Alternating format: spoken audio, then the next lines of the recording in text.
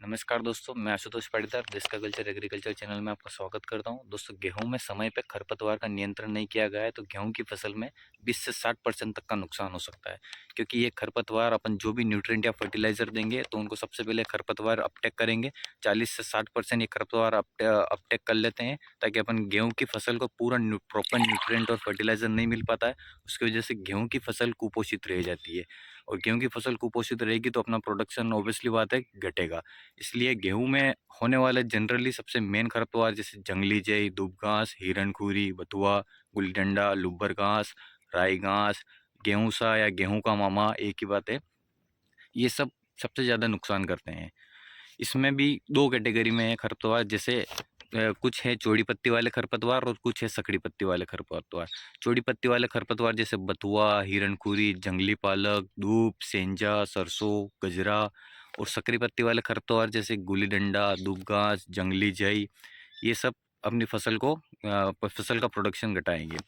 इनमें मैं आपको वन स्टॉप सॉल्यूशन कुछ दवाएँ बताने वाला हूँ, जो दवाएँ आपको एक बार वन स्टॉप सॉल्यूशन यूज़ करनी है और सब कंट्रोल हो जाएगा। जिसमें अलग-अलग आता है, चौड़ी पत्ती वाले खरपतवार के लिए अलग दवाई है, सकड़ी पत्ती वाले खरपतवार के लिए अलग दवाई है। तो सबसे पहले अपन बात करते हैं चौड़ी पत्ती वाले खरपतवार के लिए। तो चौड़ी पत्ती वाले खरपतवार के लिए सबसे पहले एफएमसी ने एक दवाई बनाई थी एल्ग्रिप नाम से, जिसमें एक टेक्निकल आता है मेटसल्फोन मिथाइल 20% डब्ल्यूपी। डब्ल्यूपी यानी वेटेबल पाउडर फॉर्म में आता है, जो कि 1 एकड़ का डोज से 8 ग्राम आती है, 8 ग्राम पर एकड़ के लिए। एक मेटसल्फोन मिथाइल दवाई सबसे मेन चौड़ी पत्ती वाले खरपतवार के लिए बनाई गई है। जैसे चौड़ी पत्ती वाले खरपतवार बथुआ, हिरणकुरी, जंगली पालक, दुधी और ये सबको कंट्रोल करेगा।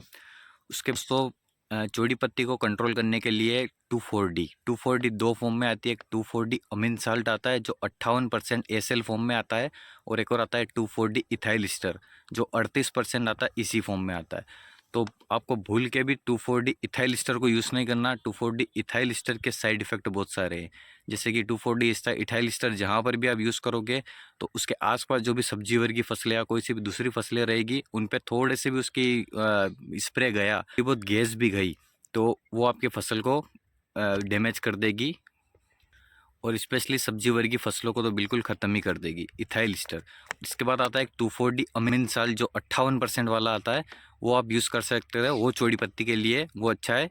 और याद रहे इन सब दवाइयों को यूज़ करने के लिए नमी होनी ज़रूरी है खेत में।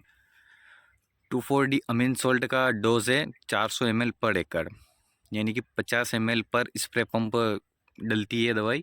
उसके बाद दोस्तों हम बात करते हैं सकरी पत्ती वाले। सकरी पत्ती वाले जैसे गुल्ली डंडा, दूबघास, जंगली जई, ये सब।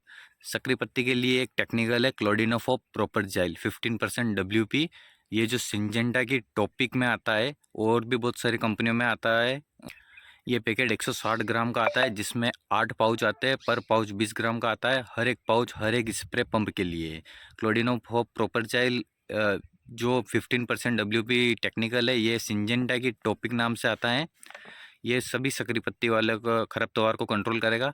इसमें स्पेशली गुल्ली डंडा, गेहूँ सा या गेहूँ का मामा, इन तीनों को एक ही कहा जाता है। जो पूरे गेहूँ जैसा दिखता है वेट, उसको सबसे मेन कंट्रोल करेगा। उसके लिए सबसे बेस्ट दवाई है ये।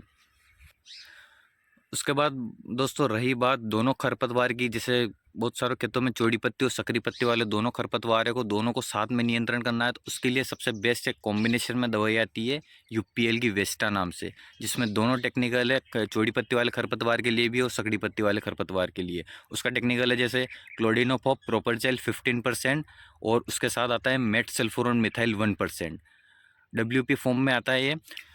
इस दवाई का डोज है दोस्तों 160 ग्राम पर एकड़, और ये दवाई इस यूपीएल वेस्टा से आपके खेत में खरपतवार भी नियंत्रण हो जाएगा बिना फसल के झटका लगे हुए।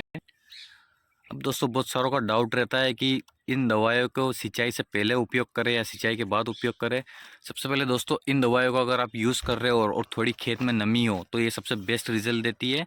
उसके बाद 2 फ़ायदे इसमें, जैसे आप सिंचाई के 4 से 5 दिन बाद अगर इन दवाइयों को इस्तेमाल करते हैं तो बहुत सारे खरपतवार क्या है जर्मिनेट होते हैं। जैसे आप सिंचाई करते हो उसके 3 से 4 दिन बाद जर्मिनेट होना शुरू होते हैं, तो जो न्यू जर्मिनेशन होगा, नया जर्मिनेट होगा, उसके ऊपर भी दवाई गिरेगी तो ये सब बिल्कुल कील हो जाएंगे और आपकी फसल में बिल्कुल खेत साफ हो जाएगा खरपतवार से। दोस्तों अब दवाई इस्तेमाल करने से पहले कुछ प्रिकॉशन का बहुत ज़रूरी ध्यान रखना चाहिए, जैसे कि अपन स्प्रे पंप से या ट्रैक्टर पंप से किसी से भी स्प्रे कर रहे हो तो सबसे पहले ये सुनिश्चित कर लेना चाहिए कि अपनों ने पहले किस दवाई का इस्तेमाल किया है, इसलिए उस पंप को बहुत अच्छे से धोइए, 2 या 3 बार धोइए, क्योंकि बहुत सारे अभी मेथी में इमिजाथाई पर भी स्प्रे कर रहे हैं। कई बार स्प्रे पंप की नली में थोड़ी बहुत दवाई रह जाती है, उससे अपनी फसल को झटका लग सकता है, इसलिए स्प्रे पंप को बहुत अच्छे से साफ करिए।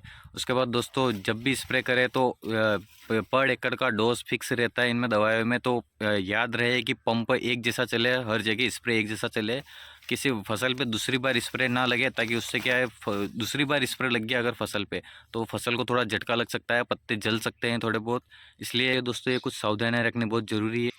दोस्तों वीडियो पसंद आया हो तो वीडियो को लाइक ज़रूर कीजिएगा और चैनल को सब्सक्राइब जरूर कीजिएगा। धन्यवाद दोस्तों।